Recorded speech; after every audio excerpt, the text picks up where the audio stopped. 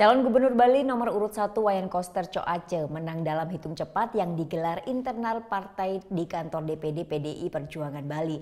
Dan nantinya akan berencana mengajak kompetitornya saat pilkada ini untuk membangun Bali bersama-sama.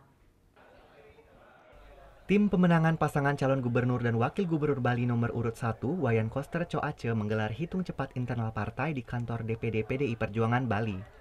Dari hasil hitung cepat tersebut, pasangan Wayan Koster Coace mengungguli pasangan nomor urut 2 Rai Mantre Ketut Sudikerta dengan perolehan suara 58,25% berbanding 41,75% dengan margin error 2,39%. Dari 9 kabupaten kota yang ada di Bali, pasangan Wayan Koster Coace unggul di 5 kabupaten, yakni di Kabupaten Badung, Gianyar, Bangli, Tabanan, serta Buleleng.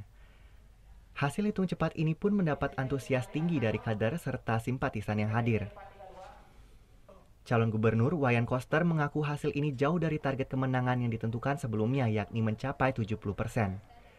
Meski demikian, ia merasa senang karena masyarakat Bali sangat antusias memberikan hak pilihnya pada pagelaran pilkada ini.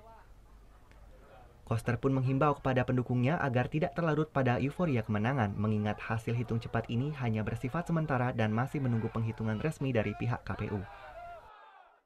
Saya mengucapkan terima kasih kepada masyarakat.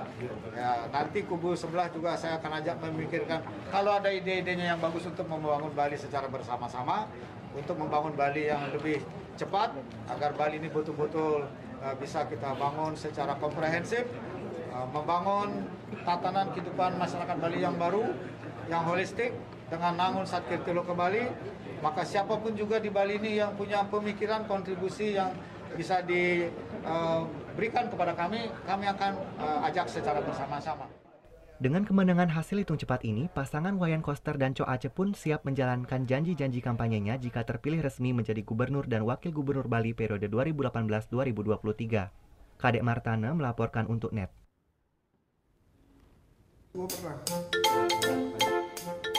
Nah, udah kan nonton beritanya? Jangan lupa di-subscribe, di-like, dan juga di-komen ya akun YouTube dari Net Bali. Terima kasih udah subscribe. Yang belum, jangan sampai lupa. Di sebelah sini nih. Notif subscribe.